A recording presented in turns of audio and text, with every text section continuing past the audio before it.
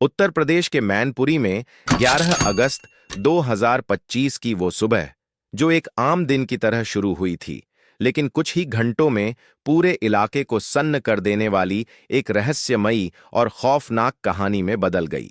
सुबह सुबह गांव खरपरी के कुछ किसान रोज की तरह अपने खेतों की ओर निकले थे। हल्की धूप, बंबा के किनारे झाड़ियां और चारों तरफ सन्नाटा। तभी अचानक एक किसान की नजर झाड़ियों के बीच पड़ी एक आकृति पर गई। पास जाकर देखा तो उसके पैरों तले जमीन खिसक गई। झाड़ियों के बीच एक महिला की लाश पड़ी हुई थी। खबर आग की तरह गांव में फैल गई और देखते ही देखते बंबा के पास लोगों की भीड़ जमा हो गई। कोई डर से पीछे हट रहा था तो कोई हैरानी से उस लाश को घूर रहा था। इसी बीच किसी ग्रामीण ने मैनपुरी कोतवाली में फोन कर दिया। सूचना मिलते ही SSI Rajendra Singh police team के साथ मौके पर पहुंचे। झाड़ियों के बीच पड़ी महिला की लाश और उसके चारों ओर जमा भीड़ ने साफ कर दिया कि मामला बेहद गंभीर है। बिना वक्त गंवाए उन्होंने सीनियर अफसरों को अलर्ट कर दिया। थोड़ी ही देर में एसपी सिटी अरुण कुमार और डीएसपी संतोष कुमार सिंह भी घटनास्थल पर पहुंच गए। पूरे इलाके को सील कर दिया गया और फॉरेंसिक टीम व डॉग स्क्वाड को बुलाया गया। जांच शुरू हुई तो एक एक डिटेल चौंकाने वाली थी। मृत महिला की उम्र करीब 50 से 52 साल के बीच लग रही थी। उसने लाल रंग का कुर्ता और पीली सलवार पहन रखी थी। गले में पर्स लटका हुआ था, एक हाथ के पास रुमाल पड़ा था और कलाई पर लाल धागा बंधा हुआ था। हैरानी की बात यह थी कि शरीर पर कहीं भी संघर्ष या चोट के निशान नहीं थे, लेकिन पुलिस की अनुभवी नजरें समझ चुकी थीं कि मौत नेचुरल नहीं थी। पहली नजर में ही साफ लग रहा था कि महिला की हत्या गला दबाकर की गई है। शरीर पर किसी तरह के गहने नहीं थे, जिससे रॉबरी एंगल भी कमजोर लग रहा था। डॉग स्क्वाड का खोजी कुत्ता जब शव को सूंघ कर आगे बढ़ा तो पहले झाड़ियों के आसपास घूमता रहा, फिर भौंकते हुए बंबा की पटरी तक पहुंचा। वहां से नगला गहियर जाने वाले रास्ते पर कुछ दूर गया और अचानक रुककर वापस लौट आया। यह इशारा किसी ऐसे शख्स की तरफ था जो महिला को यहां छोड़कर उसी रास्ते से गया हो। फोरेंसिक टीम ने मौके से कई अहम सबूत जुटाए, तस्वीरें लीं और हर छोटी चीज को रिकॉर्ड किया। लेकिन सबसे बड़ा सवाल अब भी खड़ा था। ये महिला आखिर है कौन? सैकड़ों लोग शव को देख चुके थे, लेकिन कोई भी उसकी पहचान नहीं कर सका। इससे पुलिस को यकीन हो गया कि महिला आसपास के गांव की नहीं है। उसे कहीं दूर से बुलाकर यहां लाया गया और फिर बेरहमी से मार दिया गया। और ये काम किसी अजनबी का नहीं, बल्कि किसी बेहद करीबी का ही हो सकता है। जब काफी कोशिशों के बाद भी शव की पहचान नहीं हो पाई, तो पुलिस ने उसे पोस्टमार्टम के लिए जिला अस्पताल मैनपुरी भेज दिया। 72 घंटे बीत गए, लेकिन कोई भी उसे लेने नहीं आया। कोई रिश्तेदार नहीं, कोई परिचित नहीं। आखिरकार नियमों के तहत पोस्टमार्टम के बाद पुलिस ने उस अज्ञात महिला का अंतिम संस्कार कर दिया। लेकिन केस यहीं खत्म नहीं हुआ, बल्कि यहीं से असली कहानी शुरू हुई। एसपी अरुण कुमार ने इस ब्लाइंड मर्डर को एक बड़ी चुनौती के रूप में लिया। उन्होंने साफ कहा कि चाहे जितना वक्त लगे, लेकिन इस हत्या की गुत्थी सुलझाई जाएगी। तुरंत 2 स्पेशल टीम्स बनाई गईं। एक टीम डीएसपी संतोष कुमार सिंह की निगरानी में और दूसरी टीम स्वाड प्रभारी जितेंद्र चंदेल के नेतृत्व में। जांच का दायरा सिर्फ मैनपुरी तक सीमित नहीं रहा, बल्कि फर्रुखाबाद और इटावा तक फैला दिया गया। तीनों जिलों के थानों में महिला की फोटो और हुलिया भेजा गया। गुमशुदा अधेड़ महिलाओं की लिस्ट खंगाली जाने लगी। डीएसपी संतोष कुमार सिंह ने अपने ट्रस्टेड मुखबिरों को भी एक्टिव कर दिया। धीरे धीरे पूरे 10 दिन बीत गए, लेकिन पुलिस के हाथ अब भी खाली थे। न महिला की पहचान हो पाई थी और न ही कोई ठोस सुराग मिला था। मुखबिरों को एक्टिव किया गया, हर संभावित एंगल खंगाला गया, लेकिन सब बेकार। उधर अखबारों और लोकल मीडिया में इस ब्लाइंड मर्डर की खबरें लगातार सुर्खियों में थीं। सवाल उठने लगे थे, आखिर पुलिस क्या कर रही है? इन खबरों ने पुलिस अधिकारियों की चिंता और दबाव दोनों बढ़ा दिए थे। इसी बीच 23 अगस्त 2025 को अचानक मैनपुरी कोतवाली में एक ऐसी सूचना आई जिसने पूरे केस की दिशा ही बदल दी। फर्रुखाबाद जिले के थाना राजपुर से एसएसआई राजेंद्र सिंह को फोन आया। बताया गया कि वहां रानी सोमवंशी नाम की एक महिला की गुमशुदगी दर्ज है। रिपोर्ट उसके पति राजपाल सिंह ने कराई थी, जो गांव जिठौली का रहने वाला था। महिला की उम्र 52 साल बताई गई और वह 4 बच्चों की मां थी। यह सूचना मिलते ही पुलिस टीम तुरंत जिठौली गांव पहुंची और राजपाल सिंह सोमवंशी को पहचान के लिए मैनपुरी कोतवाली ले आई। थाने में जब एसएसआई राजेंद्र सिंह ने महिला के शव की फोटो राजपाल को दिखाई तो वह फोटो देखते ही फूट फूट कर रो पड़ा। कांपती आवाज में बोला, साहब जी, ये मेरी पत्नी रानी ही है। उसने बताया कि 10 अगस्त की सुबह करीब 9 बजे रानी दवा लेने के लिए घर से निकली थी, लेकिन उसके बाद कभी लौटकर नहीं आई। तभी से वह दर दर भटक कर उसकी तलाश कर रहा था। एसएसआई राजेंद्र सिंह ने सीधे सवाल किया, क्या तुम्हें पता है कि तुम्हारी पत्नी की हत्या किसने की? राज्यपाल ने सिर झुकाते हुए कहा, नहीं साहब, मुझे नहीं मालूम। फिर सवालों की बौछार शुरू हुई। गांव में किसी से रंजिश, पैसों का लेन देन, कोई दुश्मनी? राज्यपाल बोला, साहब, मैं सीधा साधा किसान हूं, न किसी से झगड़ा न कोई दुश्मनी। कोई ऐसा आदमी जो घर आता जाता हो, जिससे रानी का कोई खास लगाव रहा हो? राज्यपाल ने साफ मना कर दिया। तभी एसएसआई ने एक अहम सवाल दागा, क्या रानी के पास मोबाइल फोन था? राज्यपाल बोला, हां साहब, था, लेकिन अब बंद आ रहा है। मैंने कई बार फोन किया पर संपर्क नहीं हो पाया। यहीं से पुलिस को पहली मजबूत कड़ी मिली। एसएसआई ने रानी का मोबाइल नंबर लिया और तुरंत उसकी कॉल डिटेल्स निकलवाई। सीडीआर सामने आते ही कहानी ने नया मोड़ ले लिया। रिकॉर्ड से पता चला कि रानी एक खास नंबर पर लगातार बात किया करती थी। यही नहीं, उसकी आखिरी कॉल भी उसी नंबर से आई थी। जब उस नंबर को ट्रेस किया गया तो चौंकाने वाला सच सामने आया। वह नंबर मैनपुरी जिले के थाना एलाऊ क्षेत्र के किशोरपुर गांव निवासी अरुण सिंह राजपूत के नाम पर दर्ज था। यह जानकारी मिलते ही पुलिस टीम किशोरपुर गांव में अरुण के घर पहुंची, लेकिन अरुण वहां नहीं मिला।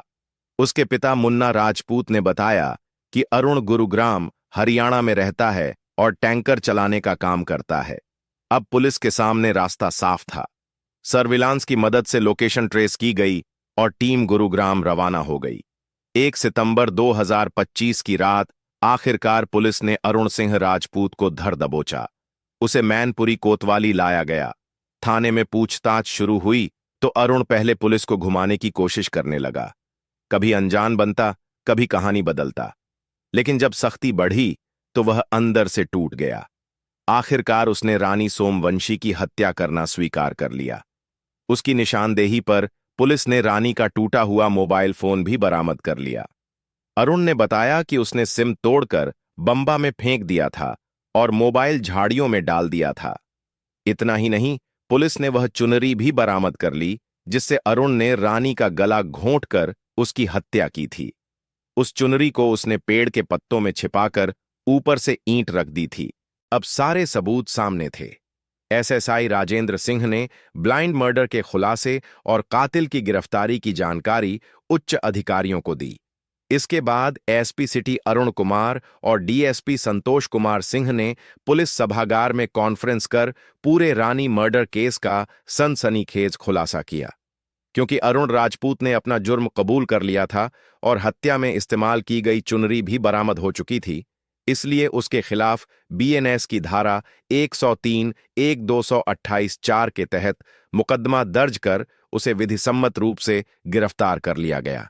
पुलिस जांच में जब परत दर परत सच सामने आने लगा तो जो कहानी उभरी वह सिर्फ एक मर्डर की नहीं थी, बल्कि प्यार, लालच, धोखे और टूटते भरोसे की एक बेहद दर्दनाक दास्तान थी। उत्तर प्रदेश का फर्रुखाबाद जिला वैसे तो कई वजहों से जाना जाता है। बीड़ी और तंबाकू का बड़ा कारोबार, आलू की जबरदस्त पैदावार और यहाँ की मशहूर नमकीन, लेकिन इसी जिले के राजपुर थाना क्षेत्र का जिठौली गांव अब एक ऐसी कहानी से जुड़ गया जिसने सबको हिलाकर रख दिया। इसी गांव का रहने वाला था राजपाल सिंह सोमवंशी। उसकी पत्नी रानी सोमवंशी और 4 बच्चे थे, 2 बेटे और 2 बेटियां। राजपाल पेशे से किसान था। करीब 10 बीघा उपजाऊ जमीन जिसमें आलू, मूंगफली, मक्का और गेहूं की अच्छी पैदावार होती थी। आर्थिक रूप से घर में कोई बड़ी कमी नहीं थी। राजपाल और रानी अपने बच्चों से बहुत प्यार करते थे। बेटा बेटी में कभी फर्क नहीं किया। बच्चों की पढ़ाई लिखाई पर पूरा ध्यान दिया। बेटे टीचर बनना चाहते थे और बेटियां डॉक्टर बनने का सपना देखती थीं। लेकिन यहीं से कहानी का वो हिस्सा शुरू होता है जो धीरे धीरे इस परिवार को बर्बादी की तरफ ले गया। राजपाल सीधा साधा, कम पढ़ा लिखा इंसान था। उसकी बोलचाल और रहन सहन बिल्कुल देहाती और साधारण। इसके उलट रानी पढ़ी लिखी, तेज तर्रार और खुद को खास समझने वाली महिला थी। वह सज संवर कर रहती थी और घर में सचमुच रानी बनकर रहती थी। राजपाल जो भी कमाता, एक एक पैसा रानी के हाथ में दे देता। घर की पूरी कमान उसी के पास थी। बच्चों की पढ़ाई, खेतों का खर्च, बीज खाद, मजदूरों की मजदूरी, सब कुछ रानी ही संभालती थी। राजपाल की हालत घर में कोल्हू के बैल जैसी थी। उसे बस बीड़ी और तंबाकू के पैसे मिल जाते थे। वह कभी रानी की बातों का विरोध नहीं कर पाता था। रानी खुले विचारों वाली, आत्मकेंद्रित और कुछ हद तक घमंडी भी थी। वह बाजार खुद जाती, अपनी पसंद का सामान खुद खरीदती। इसी वजह से पड़ोसियों से उसकी दूरी बनी रहती थी। गांव की महिलाएं उससे कम ही बातचीत करती थीं। वक्त यूं ही गुजरता रहा। उम्र बढ़ने के साथ राजपाल उस मोड़ पर पहुंच चुका था जहां इच्छाएं खत्म हो जाती हैं। दिन भर खेतों में मेहनत, शाम को थका हारा घर लौटना और रात को खाना खाकर चारपाई पर सो जाना, यही उसकी जिंदगी थी। लेकिन दूसरी तरफ 4 बच्चों की मां रानी सोमवंशी खुद को अब भी जवान समझती थी। वह खूब सजती संवरती थी। घर में सुख सुविधाएं थीं, लेकिन पति सुख से वह खुद को वंचित महसूस करती थी। उसके मन में एक खालीपन था, एक चाहत थी कि कोई ऐसा आए जो उसके सोए हुए अरमानों को जगा दे। कई बार वह दूसरा विवाह करने तक का सोच लेती थी, लेकिन किससे? यही सवाल उसे अंदर से बेचैन कर देता था। धीरे धीरे रानी का ज्यादा वक्त मोबाइल फोन पर गुजरने लगा। उसे इंस्टाग्राम का शौक लग गया।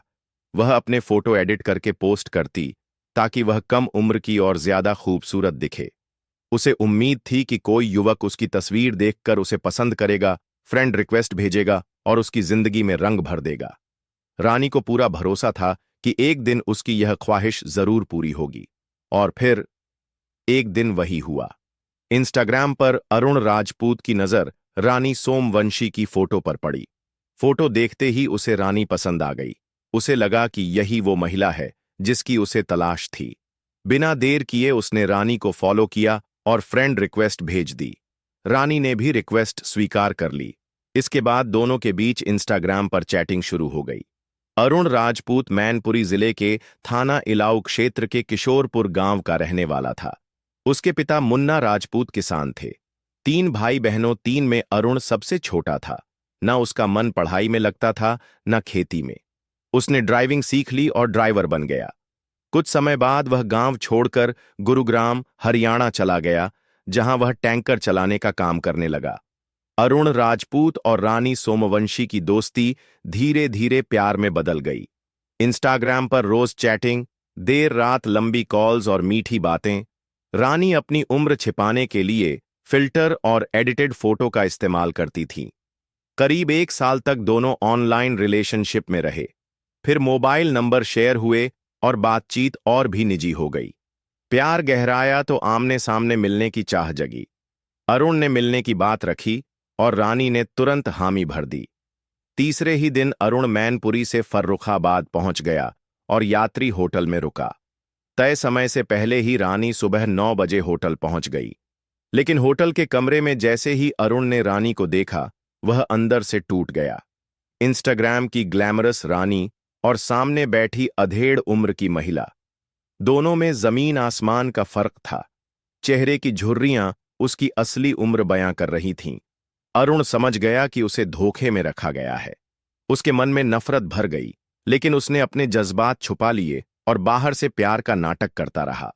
उधर रानी 25 साल के जवान अरुण को देखकर बेहद खुश थी। वह सपने देखने लगी कि अरुण से शादी कर वह अपनी अधूरी जिंदगी पूरी कर लेगी। उसी दिन दोनों के बीच शारीरिक संबंध बने और कुछ घंटों बाद रानी खुश होकर घर लौट आई। लेकिन अरुण के मन में कुछ और ही चल रहा था। उसे लगा उसका फ्यूचर बर्बाद हो गया है। उसने तय कर लिया कि वह रानी से शादी नहीं करेगा, बल्कि प्यार के नाम पर उससे पैसे निकालेगा। अगली मुलाकातों में वह दिखावे का प्यार करता, संबंध बनाता और किसी बहाने पैसे मांग लेता। शादी के सपने में डूबी रानी हर बार पैसे देती रही। धीरे धीरे अरुण रानी से लाखों रुपये ले चुका था। जब रानी ने शादी का दबाव बनाना शुरू किया तो अरुण हर बार बात टाल देता। जब रानी को अरुण पर शक हुआ तो उसने साफ धमकी दे दी, या तो शादी करो या सारे पैसे वापस करो, वरना पुलिस में शिकायत करके पूरे परिवार को जेल भिजवा दूंगी। यह सुनते ही अरुण घबरा गया। डर के मारे उसने रानी से कह दिया, तुम जैसा कहोगी वैसा करूंगा, बस थोड़ा वक्त दे दो, मैं शादी कर लूंगा। रानी भी कुछ देर के लिए शांत हो गई, लेकिन अंदर ही अंदर अरुण जानता था कि वह ऐसा कभी नहीं कर सकता। रानी की उम्र, समाज का डर और मां बाप की इज्जत, सब कुछ उसके सामने था। रानी की लगातार शादी की जिद, पैसे लौटाने की मांग और जेल की धमकियों ने उसे पूरी तरह तोड़ दिया। उसकी नींद उड़ चुकी थी। आखिरकार उसने रानी को रास्ते से हटाने का फैसला कर लिया। 8 अगस्त 2025 को रानी ने फिर फोन कर चेतावनी दी। इस बार अरुण ने प्यार का नाटक करते हुए कहा, तुम 10 अगस्त को मैनपुरी आ जाओ, भामवत चौराहे पर मिलते हैं, फिर शादी तय करेंगे। रानी खुशी खुशी मान गई। 10 अगस्त दोपहर करीब 12:30 पर वह मैनपुरी पहुंची, जहां अरुण पहले से मौजूद था। दोनों ने साथ चाय नाश्ता किया और फिर खरपरी बंबा की ओर चले गए। वहां सुनसान जगह देखकर दोनों पेड़ के नीचे बैठे। बातचीत के दौरान रानी ने शादी की तारीख तय करने का दबाव बनाया। बस यहीं अरुण का गुस्सा फूट पड़ा। उसने अचानक रानी की चुन्नी उठाई, उसके गले में लपेटी और पूरी ताकत से कस दिया। जब तक रानी की सांसें बंद नहीं हो गईं, उसने हाथ नहीं छोड़ा। हत्या के बाद अरुण ने शव को झाड़ियों में छिपा दिया। मोबाइल से सिम तोड़कर बंबा में फेंक दिया, फोन पत्थर से कुचलकर झाड़ियों में दबा दिया और चुन्नी पत्तों के नीचे छिपा दी। फिर वहां से फरार हो गया। उधर शाम तक रानी घर नहीं लौटी तो पति राजपाल परेशान हो गया। फोन किया, लेकिन मोबाइल बंद था। पूरी रात बेचैनी में बीती। कई दिन तलाश के बाद आखिरकार उसने थाने में गुमशुदगी दर्ज कराई। पुलिस ने आरोपी अरुण सिंह राजपूत को गिरफ्तार कर पूछताछ के बाद 3 सितंबर 2025 को मैनपुरी कोर्ट में पेश किया, जहां से उसे जिला जेल भेज दिया गया। एक इंस्टाग्राम से शुरू हुआ प्यार आखिरकार धोखे, लालच और हत्या पर खत्म हुआ। दोस्तों, यह था क्राइम डायरीज का एक और खौफनाक अध्याय। अगर आपको हमारी मेहनत पसंद आई है तो कृपया इस वीडियो को लाइक और शेयर करें। अगर आपने क्राइम डायरीज चैनल को अभी तक सब्सक्राइब नहीं किया है तो कृपया जल्दी से चैनल को सब्सक्राइब कर लें। हमारी नवीनतम वीडियो की अपडेट के लिए बेल आइकॉन दबाएं और नोटिफिकेशन भी ऑन करें। क्राइम की दुनिया से जुड़ी ऐसी ही सच्ची कहानियों के लिए हमारे साथ जुड़े रहें। धन्यवाद।